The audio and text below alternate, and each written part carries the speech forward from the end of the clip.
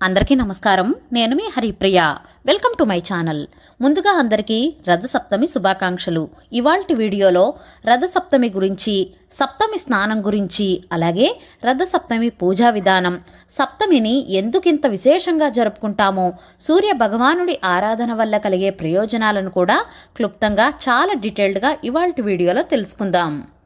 సూర్య భగవానుణ్ణి ప్రత్యక్ష దైవంగా కొలిచి ఆది నారాయణుడిగా ఆరాధిస్తాం. సృష్టి స్థితి లయకారకుడు సూర్యుడు మాత్రమే. ఆయన వల్లనే సమస్త ప్రకృతికి వెలుగునిస్తోంది. మాఘశుద్ధ సప్తమి నాడు సూర్యుని జన్మదినంగా భావిస్తాం. అంటే సూర్య జయంతి అన్నమాట. సూర్య జయంతి అంటే సూర్యుని పుట్టినరోజు కాదు. రథాన్ని ఎక్కి సూర్యుడు సాగించే ప్రయాణం ఈ రోజు నుంచి మొదలవుతుంది. సూర్యుడు ఒక్కొక్క రాశిలో సంచరించే కాలాన్ని ఒక మాసంగా పరిగణించారు. మనకు కనిపించే సూర్యుడు ఒక్కడే అయినా విశ్వంలో ఇంకా 11 మంది సూర్యులు ఉన్నట్టుగా ఇటీవలే పరిశోధకులు గుర్తించారు. కానీ మన భారతీయులు వేదకాలంలోనే ఈ ద్వాదశ ఆదిత్యులను గుర్తించారు. వారే మిత్ర, రవి, సూర్య, భగ, పూష, హిరణ్యగర్భ, మరీచి, ఆదిత్య, సవిత, అర్క, భాస్కరులు. వీరే ద్వాదశ మాసాలకు ఆది దేవతలు. వీరి కారణంగానే 12 రాశులు ఏర్పడ్డాయి. సూర్యుడు ఒక్కొక్క మాసంలో ఒక్కొక్క రాశిలో సంచరిస్తాడు. ఇప్పుడు రథసప్తమి రోజు మనం సప్తమి స్నానం ఎలా చేయాలో తెలుసుకుందాం. ఈ సప్తమి స్నానానికి ముఖ్యంగా మనకు జిల్లేడు ఆకులు, రేగు ఆకులు మరియు రేగి పళ్ళు కావాలి. ముందుగా జిల్లేడు ఆకును తీసుకుని దానిపై రేగు ఆకును ఉంచి రేగు ఆకుపైన రేగి పండును ఉంచాలి.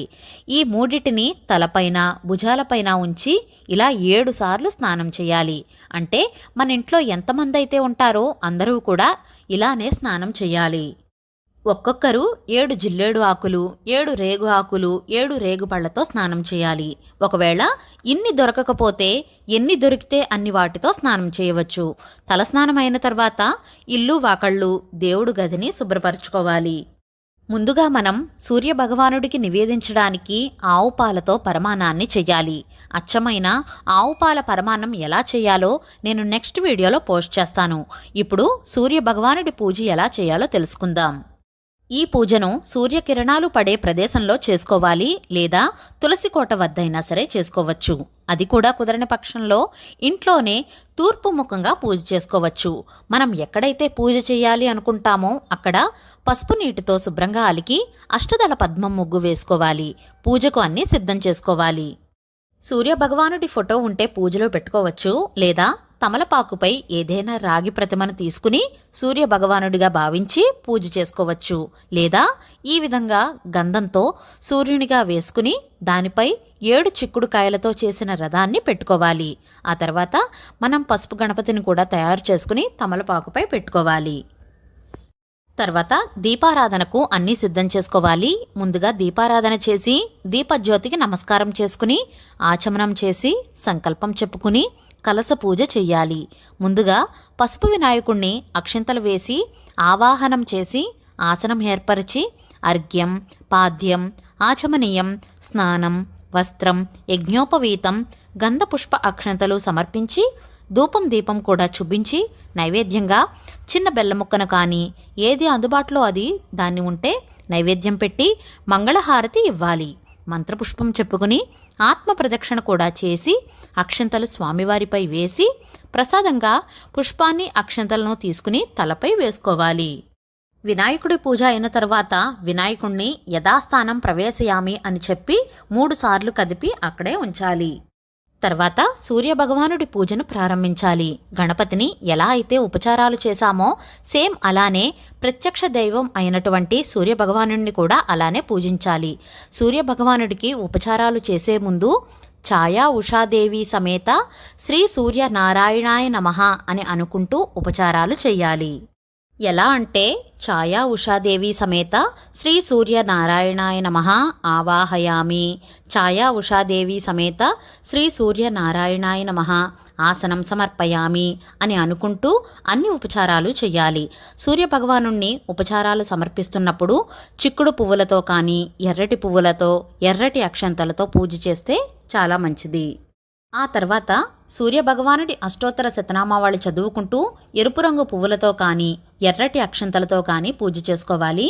ఆ తర్వాత ఆదిత్య హృదయం, సూర్యాష్టకం ఇలా ఏవైనా సరే చదువుకోవచ్చు.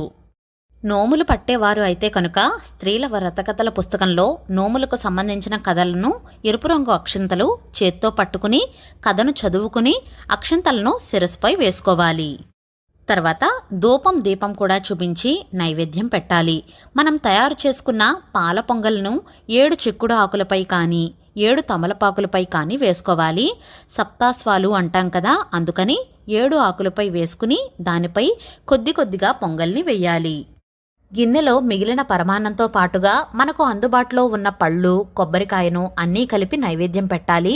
అలాగే వంశాభివృద్ధి కోసం మొలకెత్తిన పెసలను కూడా నైవేద్యంగా సమర్పించాలి. నైవేద్యం అయిన తర్వాత కర్పూర హారతిని కూడా ఇవ్వాలి. తాంబూలాన్ని సమర్పించి మంత్రపుష్పం చెప్పుకుని ఆత్మ ప్రదక్షిణ కూడా చేసి చివరిగా స్వామి దగ్గర ఉన్న అక్షింతలు పుష్పం ప్రసాదంగా స్వీకరించాలి. 3 తమలపాకులపై ఉన్న పాల పొంగల్ని తులసి కోట వద్ద ఉంచాలి. అది మనం తినకూడదు. మిగిలినది ప్రసాదంగా స్వీకరించాలి. సూర్యభగవానుడు మాఘమాసంలో అర్కనామంలో సంచరిస్తాడు. మాఘ అంటే పాపం లేనిది అని అర్థం. పుణ్యాన్ని ప్రసాదించే మాసం కాబట్టి ఈ మాసాన్ని మాఘమాసం అంటారు. సూర్యభగవానుణ్ణి ఆరాధించడం వల్ల రుణ, రోగ, శత్రుబాధలు నశిస్తాయి. అలాగే ఆరోగ్యాన్ని ప్రసాదిస్తాడు. అలాగే సూర్య ఆరాధన వల్ల వంశాభివృద్ధి కూడా అవుతుంది. మాఘమాసంలో వచ్చే ఆదివారాలు అన్నీ కూడా సూర్యభగవానుణ్ణి ఈ విధంగానే పూజించాలి.